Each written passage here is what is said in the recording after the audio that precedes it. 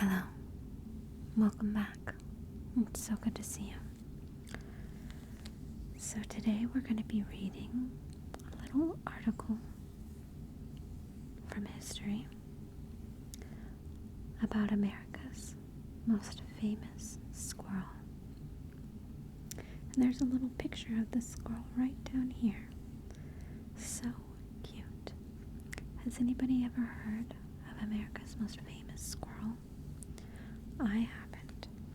So, as soon as I saw this little historic news article, I decided that it would be nice to share the story. So, let's go ahead and get started. Okay, it says during World War II, Tommy Tucker did his part for his country by helping sell war bonds while traveling around the United States performing for crowds, well dressed up in women's clothing.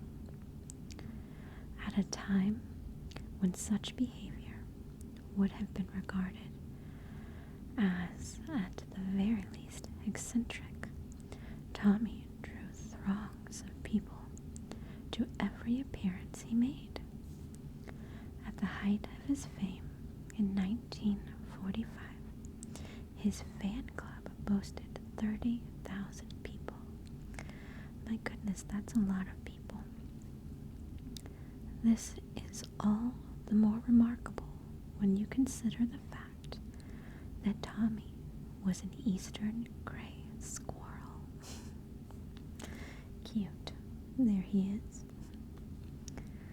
Tommy was adopted by Zadie and Mark C. Bullis of Washington, D.C. in the early 1940s. According to a story in the Washington Post, he may have fallen out of a tree as a baby, or his mother died, leaving him orphaned. Oh, sad. Regardless, Zadie, who had no children, nursed Tommy to full strength by spoon-feeding him milk and raised him more like a child than a squirrel. She named Tommy after the nursery rhyme that begins, "Little Tommy Tucker sings for his supper."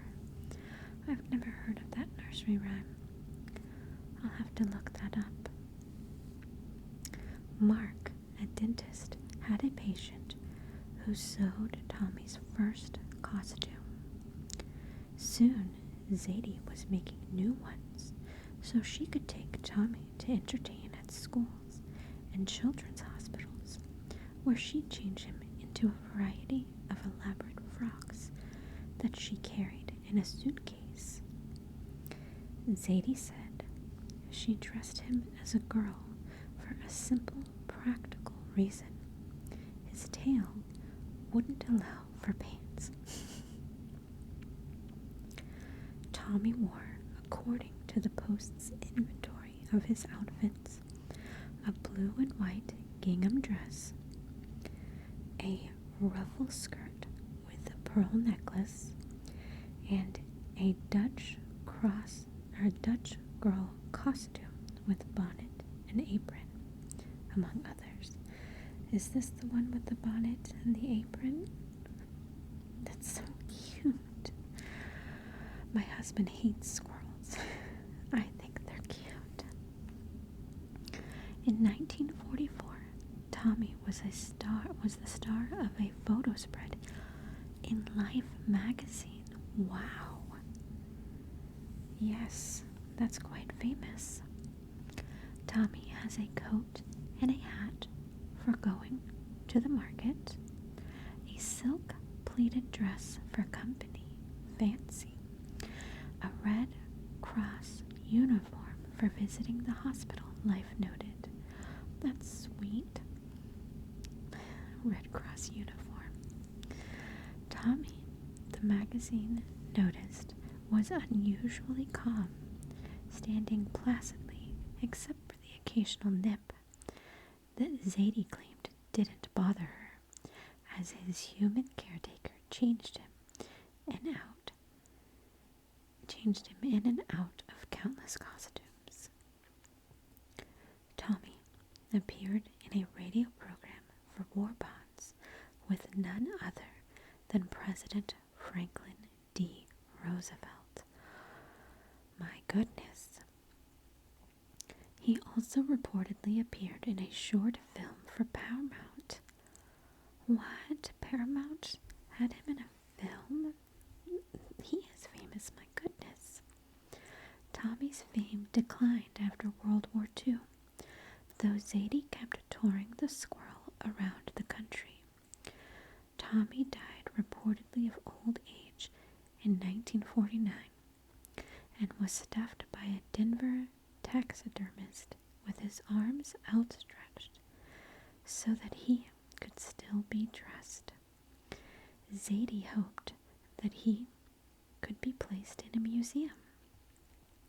Her heirs took pains to keep Tommy's remains in good condition, storing him inside a plexiglass display case, and according to the Post, keeping many of his costumes and much of his memorabilia, including letters from children. That's cute. I wish I could see one of the letters from the children.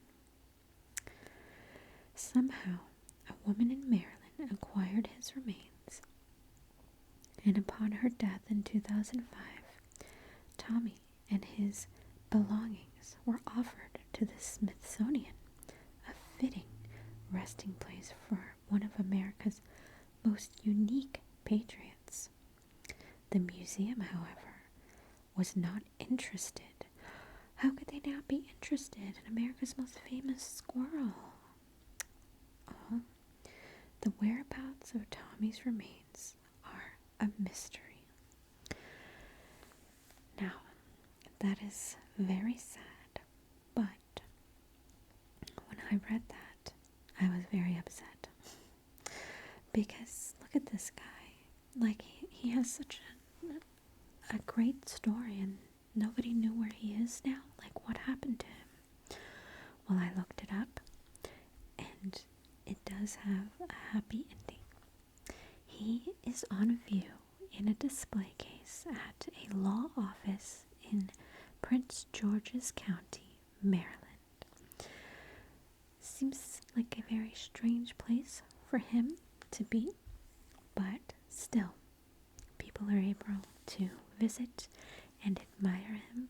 So I think that it ends on a happy note, I think. But when I looked that up, oh my gosh, so many pictures of him came up on tour in different outfits. Some pictures are of him visiting children in hospitals. And I just thought this story was so interesting and sweet, and I wanted to share it with you. Anyway, I really hope that you enjoyed that. Thank you so much for watching, and I will see you soon.